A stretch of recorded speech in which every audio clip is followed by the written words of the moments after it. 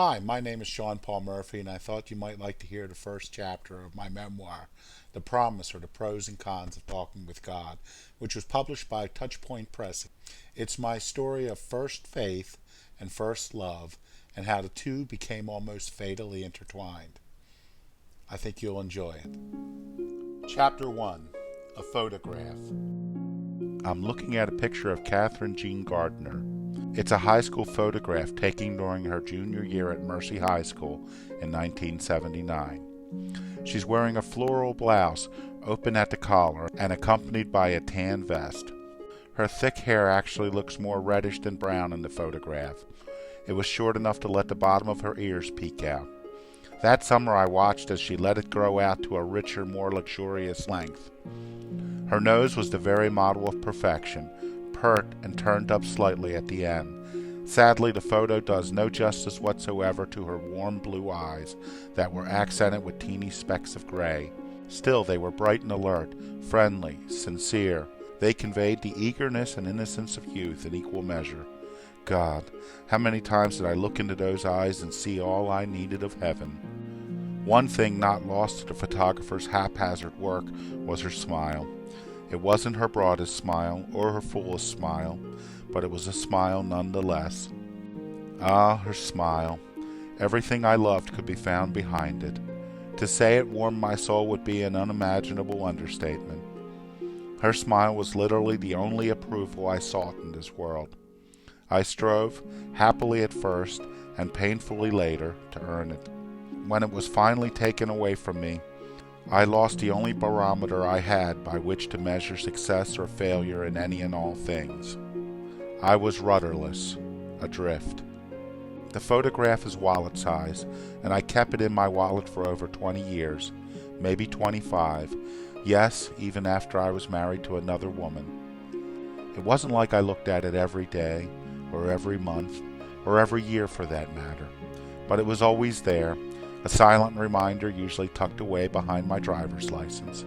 Her smile, which grew increasingly worn and damaged over time, was always there to console me every time a police officer pulled me over and demanded my identification.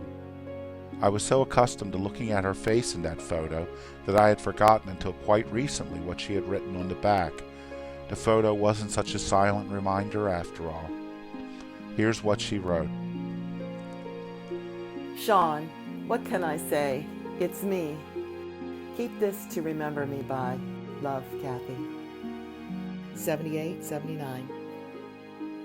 From the vantage point of the year 2014, those words were incredibly rich in irony. What can I say? It's me. Kathy gave me that photograph on May 8, 1979, the day I first asked her out on a date. For years we would celebrate it as our anniversary. I wonder what Kathy would have thought if she knew that that moment was literally a dream come true for me. That I had treasured every glimpse of her, every word she had spoken for years. Would that have scared her, or would it have pleased her? I had consistently pursued her with a shy certitude for nearly 2 years. Did she know? Did she see the longing in my eyes when my tongue was too tied to speak? Keep this to remember me by. Those words struck me as utterly absurd at the time. I would never need a picture to remember her by. Even then I had every reason to believe I was going to win her heart and marry her. We would have a family and grow old together in each other's comforting arms. Together we would inhabit a shared present, where no memory, no matter how pleasant, would be needed. At that moment, I was more certain that I would marry Kathy Gardner than John Calvin was that his soul would fly to heaven after death. After all, Calvin relied entirely on predestination for his fate. I felt I had both predestination and free will on my side. My free will, that is. Sadly, her free will took her in another direction, which meant that, ironically, all that remains of our relationship now are memories and a few photos, like this one. Her words were more prophetic than she could have possibly imagined when she wrote them.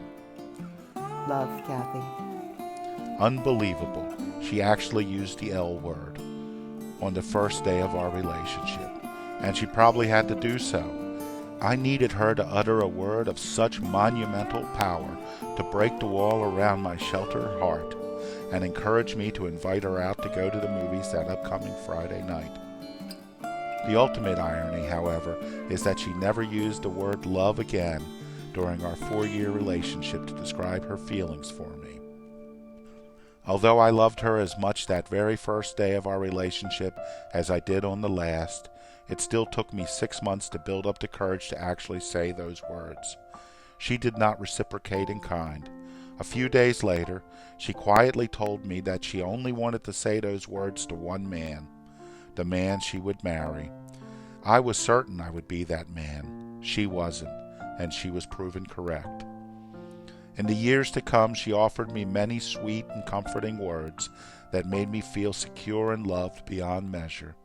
Still, she never actually used the word love to describe her feelings for me again until February 16th, 1994, one of the worst days of my life.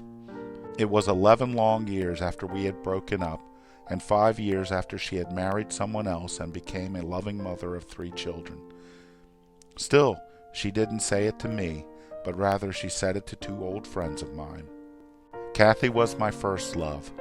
She changed my life forever. Whether she intended it or not, she became the spectacles through which I viewed the world and love. But that's not the only reason I held on to the photograph.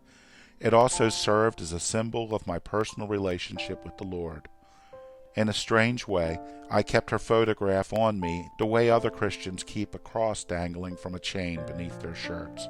My conversion to Christianity and my relationship with Kathy are completely intertwined. I can't honestly discuss either relationship without referencing the other.